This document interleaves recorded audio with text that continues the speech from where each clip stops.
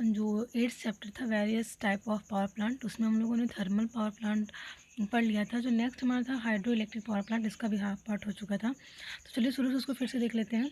आप लोगों ने ये जाना था जो इसका general arrangement of hydro electric power plant का होता है, किस प्रकार से होता है, ठीक है, आप लोगों को बताया गया था।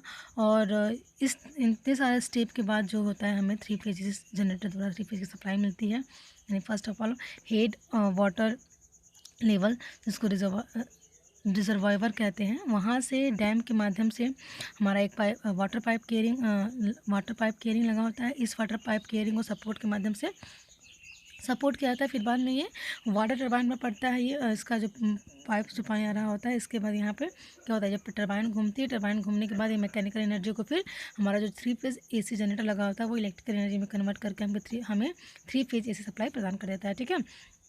आप लोगों ने कल देखा था। और इसी प्रकार इसका जो ब्लॉक डायग्राम है, यानी पहले हाई हेड वाटर आता है, उसके बाद फिर इस वाटर को डैम में हम एकत्रित करते हैं। डैम के बाद वाटर केयरिंग पाइप द्वारा ये क्या होता है, वाटर टरबाइन में पड़ता है। और वाटर टरबाइन में पड़ने के बाद वाटर टरबाइन पे तो जल पड़ता है, इसके बाद जो बचा हुआ जल होता है वो वाटर आउटलेट के माध्यम से बाहर चला जाता है। और फिर इसके बाद यही क्रिया होती है यहाँ पे, जैसे ही टरबाइन हमारा घूमता है, यांत्रिक एनर्जी यहाँ पे प्रोड्यूस होती है। अब इस यांत्रिक एनर्जी को हमारा 3 phase AC generator mechanical energy में कन्वर्ट करके हमें 3 फेज की सप्लाई दे देता है, ठीक है। 3 फेज की AC सप्लाई हमको यहाँ से मिल जाती है। तो इस प्रकार से हमें हाइड्रो इलेक्ट्रिक पावर प्लांट में क्या होता है, सप्लाई मिलती है, यानी 3 फेज की सप्लाई। अब हम बात करें अगर इसके डेफिनेशंस की, या फिर इसे किस प्रकार से हम एक्सप्लेन करें, देखिए जल विद्युत संयंत्र यानी कि हाइड्रो इलेक्ट्रिक पावर प्लांट, जल विद्युत संयंत्र में जल की दाब तथा स्थितिज ऊर्जा को पहले टरबाइन द्वारा गतिज ऊर्जा में बदला जाता है, ठीक है। यहाँ तक जो हमारा वाटर आ रहा होता है वो क्या होता है, जो स्थितिज ऊर्जा में रहता है। और दाब काफ़ी रहता है, इस पर काफ़ी प्रेशर होते हैं, हमारा जो वाटर कैरिंग पाइप होती है, तभी हम यहाँ पे क्या करते हैं, सपोर्ट के रूप में इसको यहाँ पे सपोर्ट किए रहते हैं इस पाइप को। तो काफ़ी सारे दाब होते हैं यहाँ पे, अत्यधिक दाब होता है, इसलिए दाब तथा स्थितिज ऊर्जा को पहले क्या होता है, टरबाइन द्वारा हम गतिज ऊर्जा में बदलते हैं, ठीक है। टरबाइन द्वारा गतिज ऊर्जा में बदलते हैं। और उसके बाद इस गतिज ऊर्जा को विद्युत जनित द्वारा यानी जनरेटर द्वारा विद्युत ऊर्जा में बदला जाता है, ठीक है। और इस पावर प्लांट की प्रचालन लागत लगभग शून्य होती है, क्योंकि जल द्वारा विद्युत उत्पादित किया जाता है, ठीक है। इसके जो उत्पादन लागत होती है इसलिए कम होती है, क्योंकि हमें जल की मात्रा आराम से मिल जाती है। जल के लिए कोई विशेष कुछ नहीं करना पड़ता है। तो जैसे आप कोयले के लिए है, या फिर तो कोयला जो होता है, कोयले के लिए हमें काफ़ी मेहनत करनी पड़ती है, कोयले को निकालना पड़ता है, उसके बाद हमें उसकी कई सारी वैरायटी होती है, उसको निकालना पड़ता है, अच्छी वैरायटी का कोयला हम यूज़ करते हैं। यहाँ पे ऐसा कुछ नहीं है, पानी से ही होता है, तो पानी हमें पर्याप्त मात्रा में मिल जाता है, इसलिए यहाँ पे क्या होती है, प्रचालन लागत जो होती है इस पावर प्लांट की लगभग शून्य होती है, क्योंकि जल द्वारा विद्युत उत्पादित किया जाता है। अब प्लांट की स्थिरता को बढ़ाने के लिए क्या करते हैं, बांध का निर्माण किया जाता है। डैम का निर्माण हम प्लांट की स्थिरता को बढ़ाने के लिए करते हैं, जिससे लगभग पूरे वर्ष के जल की उपलब्धि बनी रहती है, ठीक है। डैम के माध्यम से कहते हैं हम काफ़ी सारे जल को स्टोर करके रखे रहते हैं, और पूरे साल के लिए हमें क्या होती है, जल की उपलब्धि बनी रहती है। तो जल विद्युत पावर प्लांट में एक पाइप द्वारा जल को उच्च शीर्ष से नीचे लाया जाता है, ठीक है।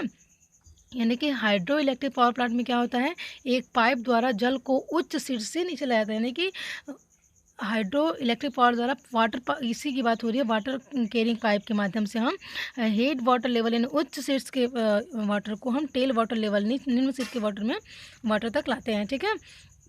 और ये जो एक पाइप द्वारा जल को उच्च शीर्ष से नीचे लाया जाता है, तथा इस पाइप को, जिस पाइप के द्वारा हम इसको लाते हैं, यानी जो वाटर कैरिंग पाइप होती है, उसे हम क्या कहते हैं, पाइप को पेनस्टॉक कहा जाता है।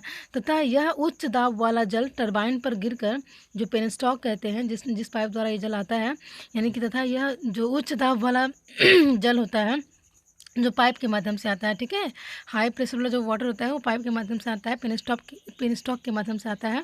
तो यह जल क्या होता है, टरबाइन पर गिरकर जल की स्थितिज दाब ऊर्जा को गतिज ऊर्जा बदलते हैं, ठीक है। इस टरबाइन द्वारा जो होता है, ये जो पेनस्टॉक होता है, पेनस्टॉक पाइप द्वारा क्या होता है, इस टरबाइन पर ये जल पड़ता है, ठीक है। जैसे ये जल इस पर गिरता है तो क्या होगा कि उच्च दाब वाला ये जो जल टरबाइन पर गिरा कर जो वाटर कैरिंग पाइप से यानी पेनस्टॉक जो पानी आता है उसकी बात हो रही है। यह उच्च दाब वाला जल टरबाइन पर गिराकर जल की स्थितिज दाब ऊर्जा को गतिज ऊर्जा में बदलते हैं। इस प्लांट की दक्षता अन्य प्लांट से उच्च होती है तथा लगभग 60 से 65% तक होती है, यानी कि थर्मल पावर प्लांट से अधिक होती है इसकी दक्षता, परंतु इसकी लागत क्या होती है, अन्य की अपेक्षा ज़्यादा होती है, यानी इसको बनाने में बहुत ज़्यादा खर्चा आता है, इसलिए क्या होती है कि काफ़ी कॉस्टली होती है, इसलिए हम लोग प्रीफर करते हैं थर्मल पावर प्लांट को। ठीक है, तो ये रहा आप लोग का हाइड्रो इलेक्ट्रिक पावर प्लांट। ठीक है, हाइड्रो इलेक्ट्रिक पावर प्लांट का ये क्या है, जनरल अरेंजमेंट है, ये इसका ब्लॉक डायग्राम है और ये एक्सप्लेनेशन है। तो इस प्रकार से हम जो हमारा हाइड्रो इलेक्ट्रिक पावर प्लांट है उसको डिस्क्राइब करेंगे। नेक्स्ट जो हमारा पावर प्लांट है, हम लोगों ने थर्मल पावर प्लांट की बात कर ली थी, हाइड्रो इलेक्ट्रिक पावर प्लांट की बात हो चुकी है। नेक्स्ट जो पावर प्लांट है वो हमारा है न्यूक्लियर पावर प्लांट। ठीक है, न्यूक्लियर पावर प्लांट के बारे में पढ़ेंगे हम लोग। इसका देखिए जो हमारा न्यूक्लियर पावर प्लांट होता है, ये इसका ब्लॉक डायग्राम है। सबसे पहले जो हमारा इसमें जो होता है ये न्यूक्लियर रिएक्टर यानी यूरेनियम 225। ठीक, जैसे न्यूक्लियर नाम से आपको समझ में आ रहा है कि न्यूक्लियर पावर प्लांट है तो इसमें यूरेनियम का यूज़ होगा। काफ़ी सारे जो हमारे पास केमिकल रिएक्शन के माध्यम से क्या करते हैं, इसको हम प्रचालित करते हैं। अभी देखेंगे हम लोग इसके बारे में एक एक जो इसके टर्म्स हैं इसके बारे में। तो जो होता है इसमें ईंधन के रूप में, यानी न्यूक्लियर पावर प्लांट में जो होता है ईंधन के रूप में, फ्यूल के रूप में हम यूरेनियम 235 का उपयोग करते हैं। ठीक है, यूरेनियम 235 का यूज़ करते हैं और 1 kg यूरेनियम 235 की पूर्णतः विखंडन से 1 किलो, अगर हम बात करें 1 किलो यूरेनियम 235 के अगर पूर्णतः फ्यूज़न उसका करें, विखंडन करें, तो लगभग 3100 टन 3100 टन तेल दहन के बराबर ऊर्जा प्राप्त होती है। यानी हम 1 kg यूरेनियम 235 के को अगर फ्यूज़न करें, विखंडन करें, तो उससे हमें लगभग 3100 टन तेल के बराबर क्या होगी, तेल दहन के बराबर, यानी उतनी हमको ऊर्जा प्राप्त होती है। ठीक है, इस जो प्लांट होती है, इस प्लांट में यूरेनियम 235 पर क्या करते हैं हम, नाभिकीय विखंडन की अभिक्रिया कराई जाती है। यूरेनियम 235 पर नाभिकीय विखंडन की अभिक्रिया कराई जाती है और इसके बाद क्या होता है, इसके बाद जो हमको एनर्जी मिलती है उसको एक कूलेंट के द्वारा हीट एक्सचेंजर को दी जाती है। ठीक है, इस पर विखंडन कराते हैं हम, यूरेनियम 235 पे विखंडन कराएंगे। विखंडन के बाद क्या होती है, अभिक्रिया कराई जाती है। इसके बाद जो इसकी एनर्जी जो हमको मिलती है, इस एनर्जी को हम एक कूलेंट यानी कि शीतलक के द्वारा, एक कूलेंट यहाँ पे होते हैं, शीतलक इसको बोलते हैं हिंदी में, एक कूलेंट के द्वारा हीट एक्सचेंजर को दी जाती है। ठीक है, यहाँ हमने विखंडन कराया, कूलेंट के माध्यम से हीट एक्सचेंजर को दी जाती है और कूलेंट के रूप में क्या होता है, कूलेंट के रूप में CO2 गैस का उपयोग करते हैं। ठीक है, और हीट एक्सचेंजर क्या होता है, हीट एक्सचेंजर कूलेंट की ऊष्मा से जल को भाप में बदल जाता है। हीट एक्सचेंजर कूलेंट की ऊष्मा से जल को भाप में बदलता है। ठीक है, कूलेंट की ऊष्मा को जल से भाप में बदलता है और इस भाप को टरबाइन के ब्लेड पर गिराया जाता है। ठीक है, जो ये भाप होती है, इस भाप को, ये स्टीम जो यहाँ से गई दिख रही है, ये स्टीम क्या होती है, टरबाइन पे गिरती है। ठीक, और इस भाप को टरबाइन के ब्लेड पर गिरा करके गतिज ऊर्जा प्राप्त की जाती है। ठीक है, एवं इस गतिज ऊर्जा को विद्युत जनित्र के द्वारा विद्युत ऊर्जा में बदलकर विद्युत ऊर्जा उत्पादित की जाती है। ठीक है, और टरबाइन से जो निकला हुआ भाप होता है, टरबाइन से निकले भाप को पुनः जल में बदलने के लिए एक कंडेंसर यहाँ लगा होता है और कूलेंट के रूप में जो CO2 गैस के अलावा तरल सोडियम लिक्विड जो तरल सोडियम यानी लिक्विड सोडियम का भी उपयोग किया जाता है। ठीक है, कूलेंट के अलावा हम यहाँ पे जो हमारा लिक्विड सोडियम होता है उसका भी यूज़ किया जाता है। तो रिएक्टर में जो हमारा रिएक्टर में नाभिकीय अभिक्रिया को धीमा करने के लिए ग्रेफाइट की छड़ का उपयोग किया जाता है। ठीक है ना, रिएक्टर में नाभिकीय अभिक्रिया को धीमा करने के लिए ग्रेफाइट की छड़ का उपयोग करते हैं तथा न्यूट्रॉनों की गति को नियंत्रित करने के लिए बोटॉन की छड़ का उपयोग करते हैं। इस प्लांट के जो प्रमुख अवयव होते हैं, देखिए इस प्लांट के जो मेन अवयव है क्या है, नाभिकीय रिएक्टर होता है। ठीक है, जिसको न्यूक्लियर रिएक्टर बोलते हैं इंग्लिश में, नाभिकीय रिएक्टर। दूसरा क्या है, कूलेंट है, हीट एक्सचेंजर होता है, स्टीम टरबाइन होती है, AC जनरेटर होता है और एक कंडेंसर होता है। ठीक है, तो इस प्रकार से जो हमारा न्यूक्लियर पावर प्लांट होता है वो संचालित होता है। देखिए इस प्रकार से न्यूक्लियर पावर प्लांट का पहले ब्लॉक डायग्राम बनाएंगे। ब्लॉक डायग्राम के बाद क्या करेंगे हम, देखिए इस ब्लॉक डायग्राम को बनाने के बाद हम इसका जो एक्सप्लेनेशन होगा, इस प्रकार से इसका एक्सप्लेनेशन हम कर देंगे। ठीक है, जैसे इसमें बताया गया है कि चित्र में न्यूक्लियर पावर प्लांट का ब्लॉक डायग्राम है और इसमें ईंधन के रूप में हम यूरेनियम 235 का यूज़ करते हैं।